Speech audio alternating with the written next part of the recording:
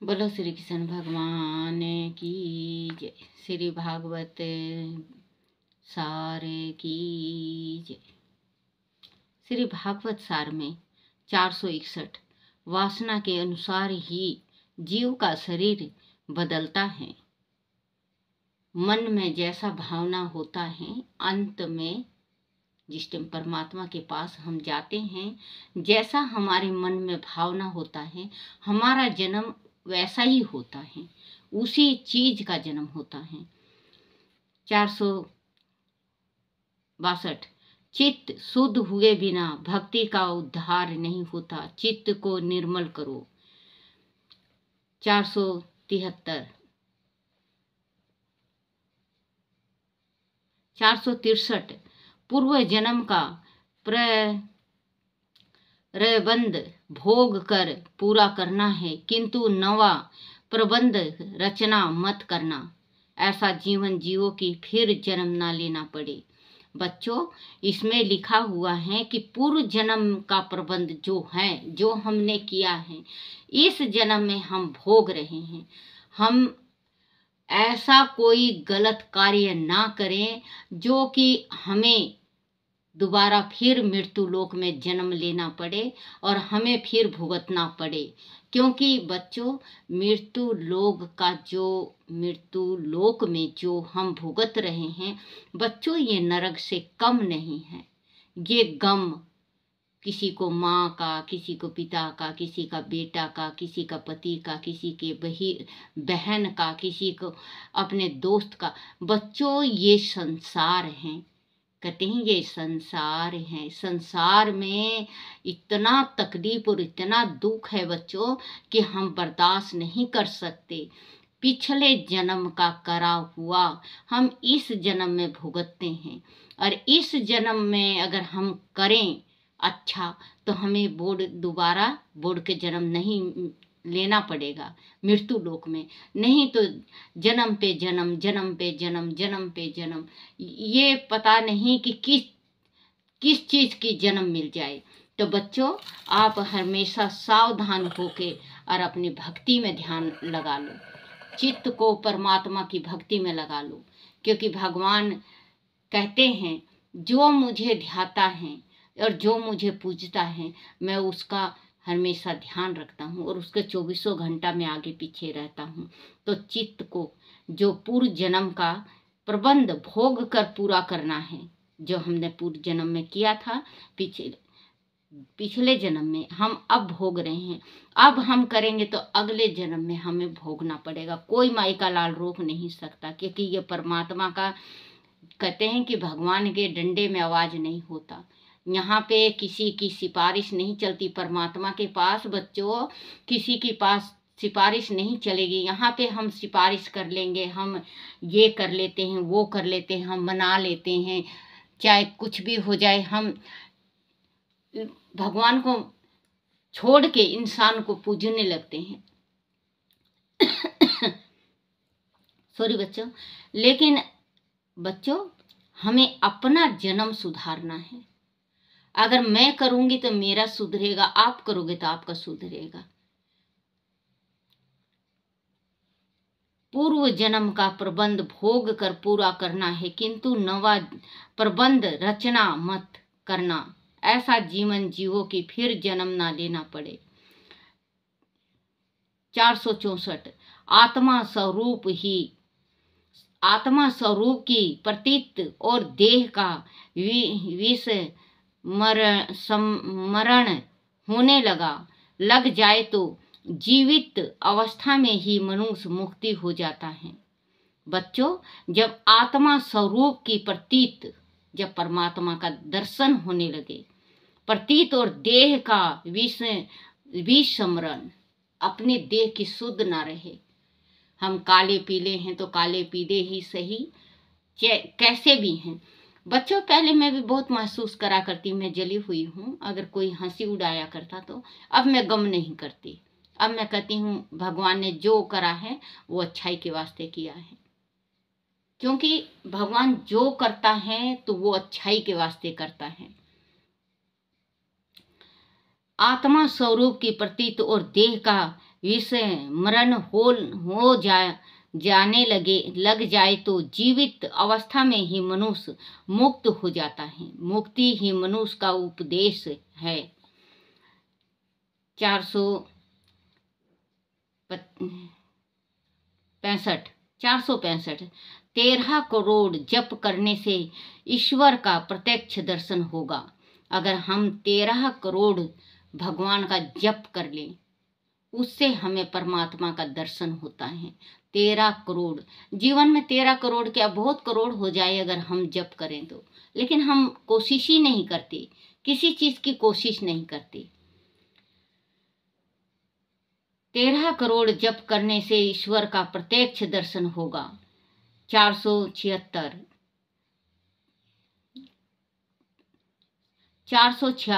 जप से पूर्व जन्म के पाप नष्ट होते हैं।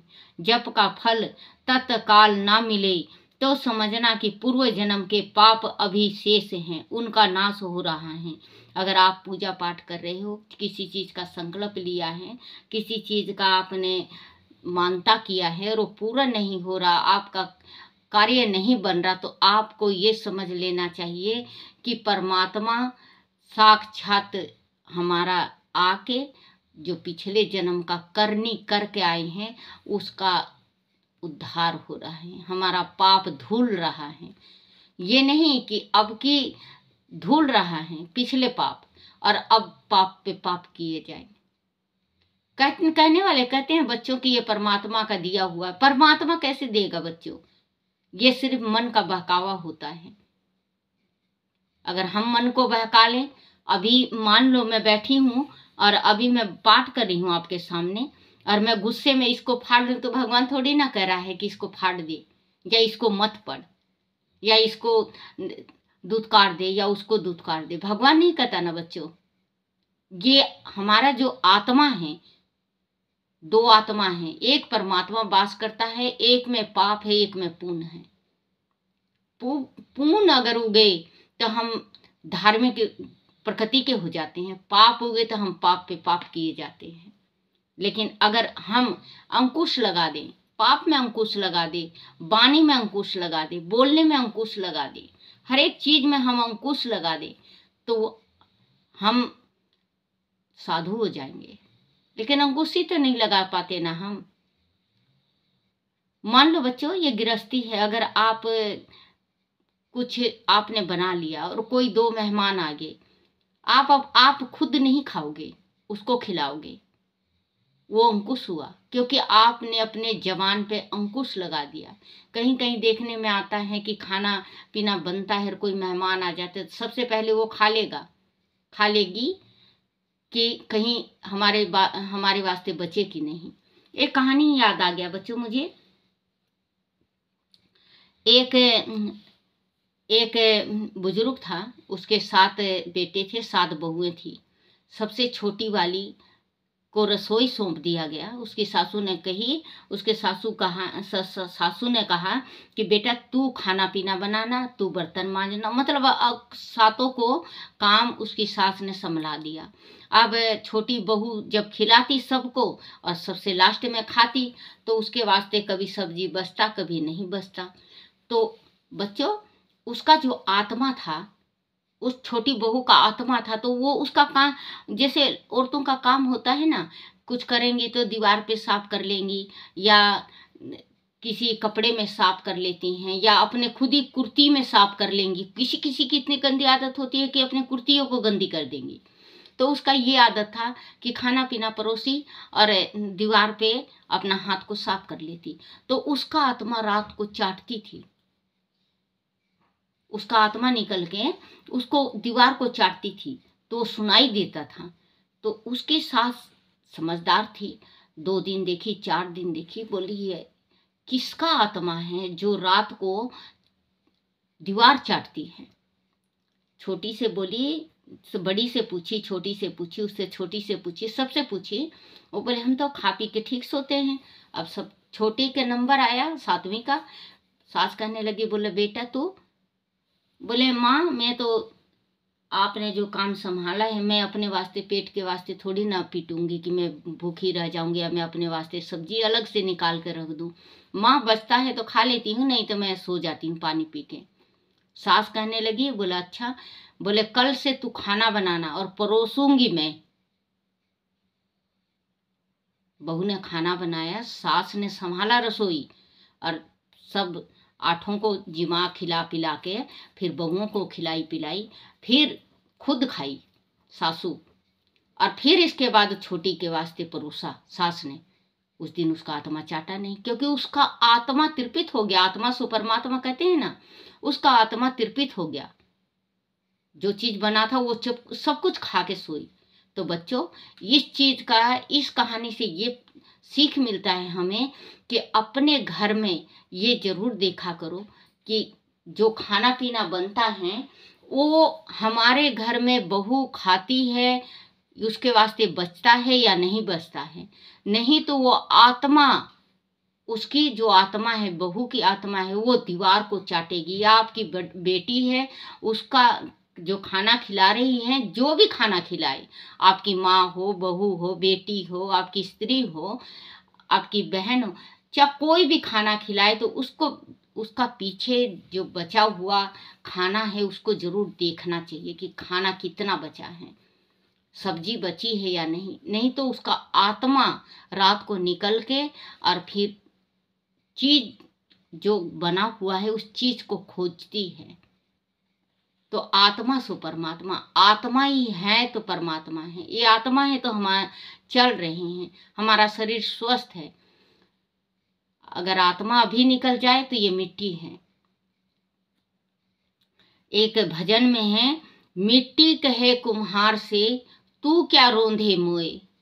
मिट्टी कहे कुम्हार से तू क्या रोंधे मोए, एक दिन ऐसा आएगा मैं रोंधूंगी तोय।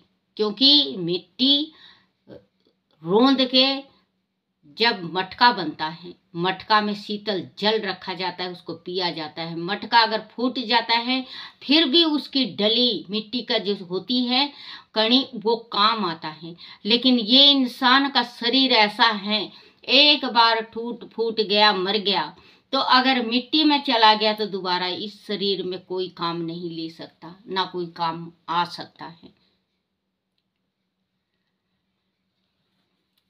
466। जब से पूर्व जन्म के पाप नष्ट होते हैं, जब का फल तत्काल ना मिले तो समझना कि पूर्व जन्म के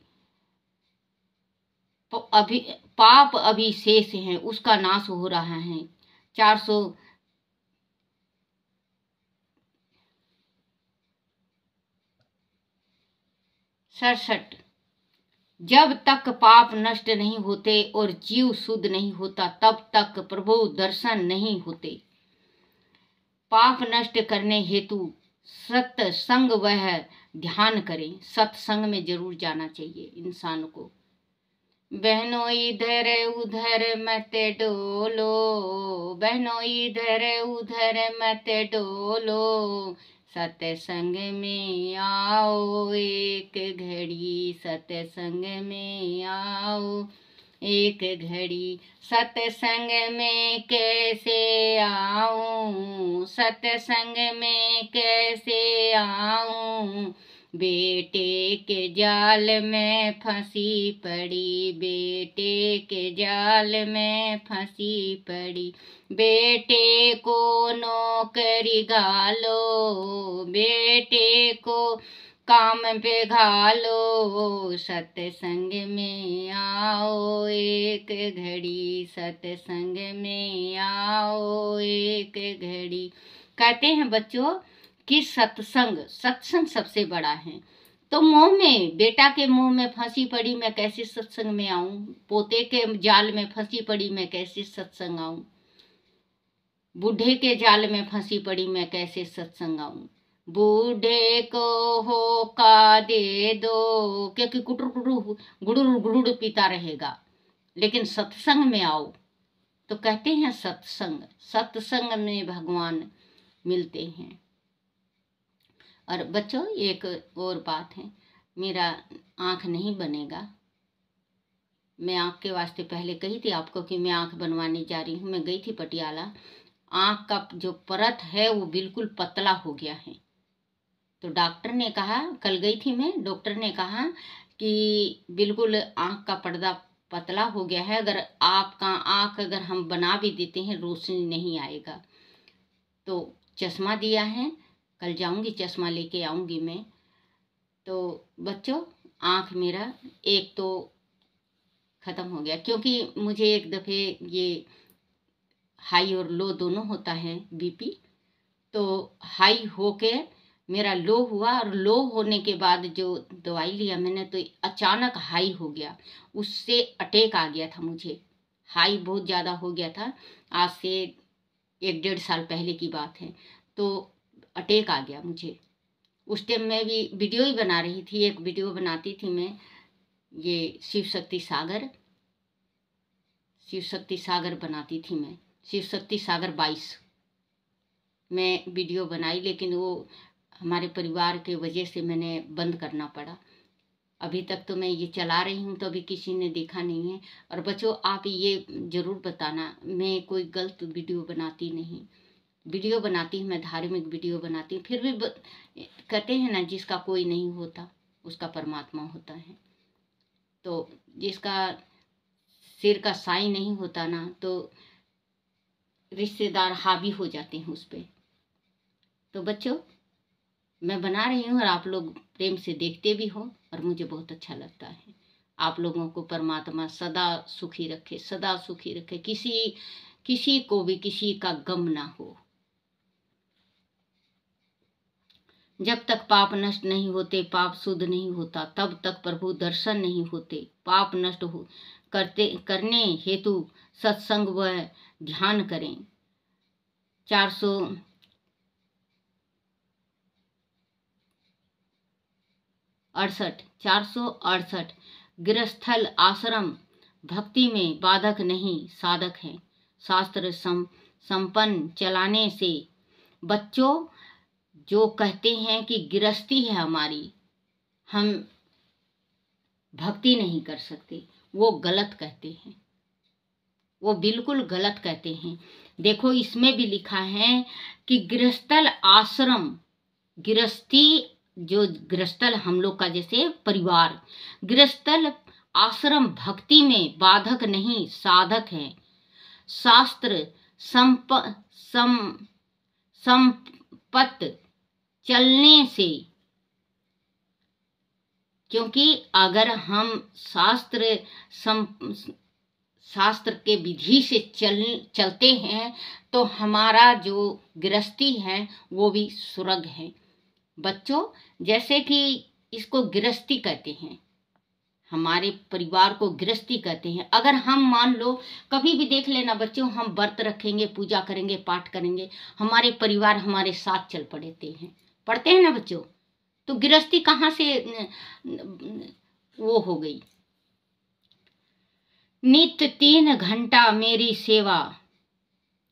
469 नित्य 3 घंटा मेरी सेवा नियम पूर्वक करोगे तो मैं तुम्हें पाप करने से रोकूंगा। यह प्रभु वचन है। प्रभु सेवा से ज्ञान भक्ति वैराग्य बढ़ता है।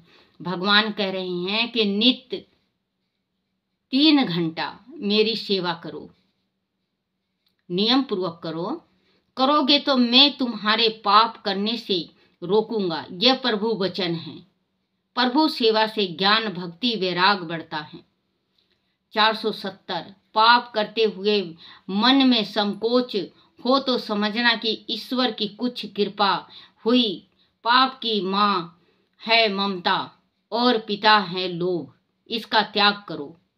बच्चों, अगर पाप कभी भी आपसे होता है और आपका मन डर जाता है, घबरा जाता है, तो आप समझ लो कि मेरी माँ रोक रही है। क्योंकि इसमें स्पष्ट लिखा हुआ है, पाप करते हुए मन में संकोच हो तो समझना कि ईश्वर की कुछ कृपा हुई। पाप की माँ है और पिता है लोभ, इसका त्याग करो।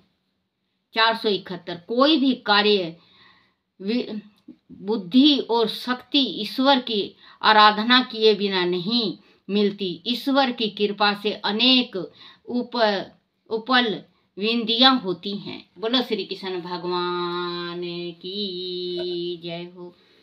श्री कृष्ण गोविंद हरे मुरारी, हे नाथ नारायण वासुदेवाय, हे नाथ नारायण वासुदेवाय, हे नाथ नारायण वासुदेवाय। बोलो हरिवंश पुराण की जय। हिरण्यक्ष वध। इसी बराह रूप में श्री हरि ने देवताओं का भी एक हित किया था। हे राजन, तुमसे वह कथा भी कहता हूँ, सुनो।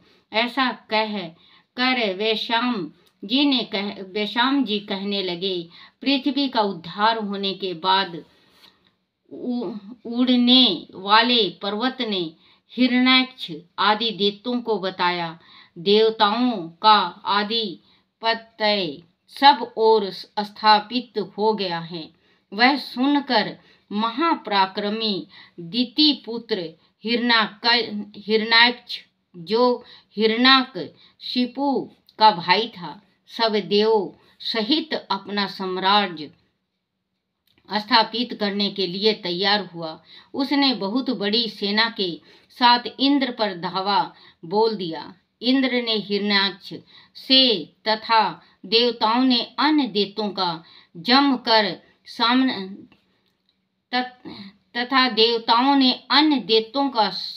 जमकर सामना किया। भीषण युद्ध हुआ।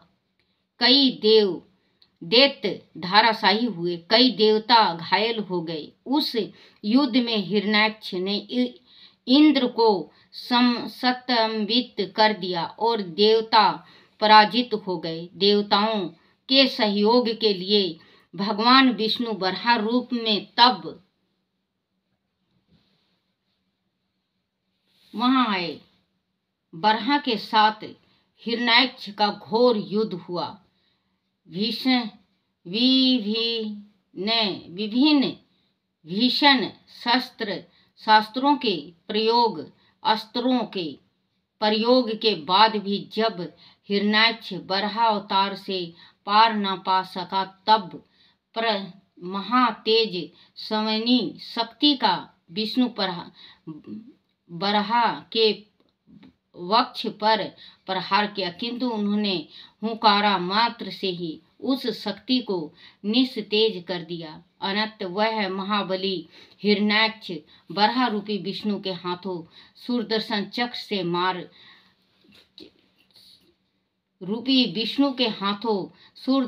चक्र से मार डाला गया। तब समस्त देवताओं व ऋषियों ने बराह भगवान की स्तुति की।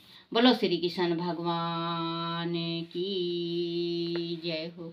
श्री कृष्ण गोविंद हरे मुरारी, हे नाथ नारायण वासुदेवाय, हे नाथ नारायण वासुदेवाय, हे नाथ नारायण वासुदेवाय।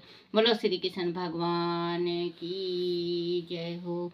अपने अपने माता पिता की जय, अपने अपने गुरुदेव महाराज की जय हो।